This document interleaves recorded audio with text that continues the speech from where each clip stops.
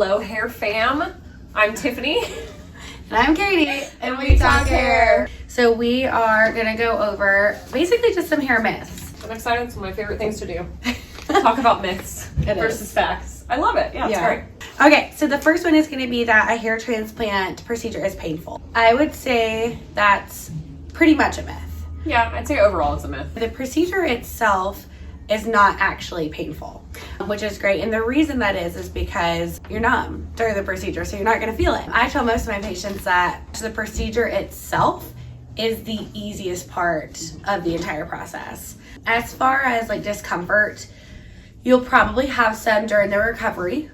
Usually, which is standard. I mean, it's still a cosmetic procedure. Correct. Usually the first couple of days, if you experience some of that, that's when that'll happen, usually like day 1 to day 3. But feedback from our patients, pretty much it's nothing that some pain medication or extra strength Tylenol won't, knock the edge off for you. So we want you to sleep at a 45-degree angle, whether that's in a recliner or a bed that lifts up or stacking pillows up or whatever that looks like to you.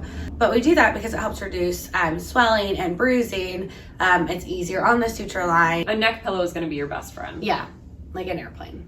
So is it a myth? Yes, it's not technically a painful procedure, but you'll have some moments after. Yeah, you want to prepare for no regrets. You're going to look fabulous. Okay, so the next part is going to be a hair transplant gives an unnatural look. So myth. Big myth. I can't tell you it's been decades since people use what's called plugs, which is a type of hair transplant that is unnatural looking, but I still have patients that come to me and they're like, hey, how many plugs do I need? How many plugs do I need? How many plugs? Could you imagine? How many things? 1,200. We'll put some right in here. So a plug is what an unnatural hair transplant is. And basically what that is, it's like huge, large groupings of hairs across the front hairline. And that is not a technique that's used at all today. Now, of course, you want to work with a physician that's experienced and you see photos of their work, because the placement and the pattern and the angle of the hairs do make a difference. 100%. And so that could be something that could create an unnatural look if that's not done correctly. But overall, the techniques that are used in 2021 are natural. That's true. People who've had plugs back in the day, they've actually come to us and we've been able to kind of do another transplant and make it look a little bit more natural as well. So if you're struggling with that problem, give us a call. Yeah. So we don't know our number. Wait, 615-376-6010. Myth or fact? Number 3. So hair transplants give immediate results. Myth. Big myth. Basically, when you do a hair transplant, you're not actually transplanting the strand of hair. You're transplanting the base of your hair. Mm-hmm. And so it's going to take like 12 to 14 months for all of your hair to grow back in. And it's pretty natural, which is nice. Mm-hmm.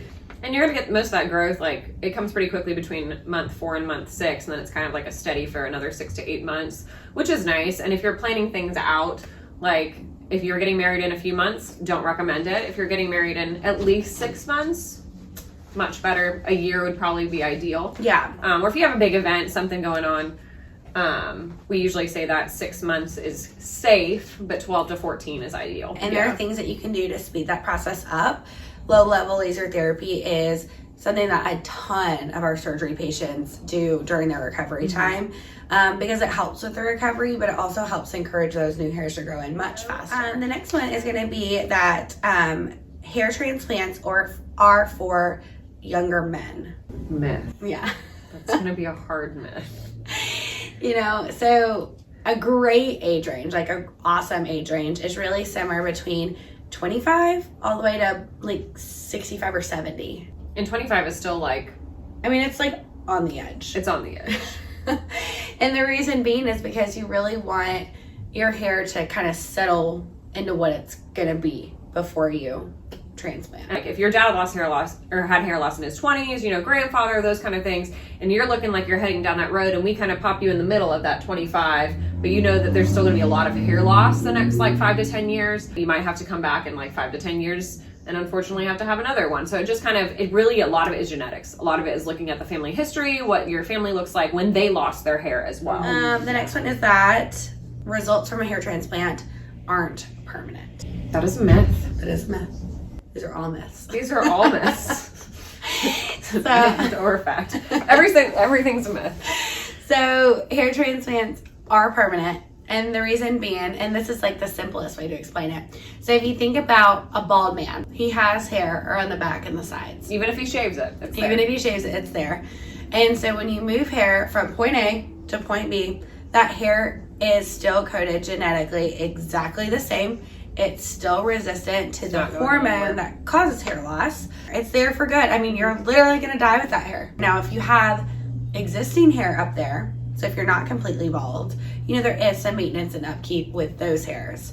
You know, a transplant doesn't fix thinning hair, but it will fill in the gaps with permanent hair. Okay, so very last one for today's segment is going to be hair transplants are only for men specifically. False. Big false. So hair transplants are quickly becoming one of the most common cosmetic procedures out there.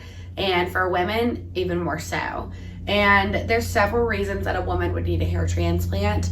I mean, there's so many different things out there that cause women to lose their hair. Or some women are just born and they've always had a far, like, we call it a 5 head. You know, they've always had just that like higher hairline and it's bugged them their entire lives and they just want to bring it down. Definitely consult with a professional because they can walk you through what it's going to mean specifically for you. I've said it once, I'll say it 100 times. A hair transplant is not a one size fits all. If you're a woman out there and you're experiencing hair loss and you're looking for something that, you know, is a permanent solution, you may be a candidate for it. So it's something that we can do. Well, I think we've talked a lot today. We have talked a lot. Gotta save some stuff for next week. Yes. So again, as always, if you have something you want us to address, put it in the comments below. We will absolutely touch on every single thing that we can. Check out the blogs on our website as well, wegrowhair.com, and that learning center. All the way we'll to put the a little bottom. link right down here. Yeah, it'll be. It's gonna be great. Somewhere. But we look forward to next time. It's Yeah. gonna be great. Well, Yeah. I'm Tiffany. And I'm Katie. And we talk hair.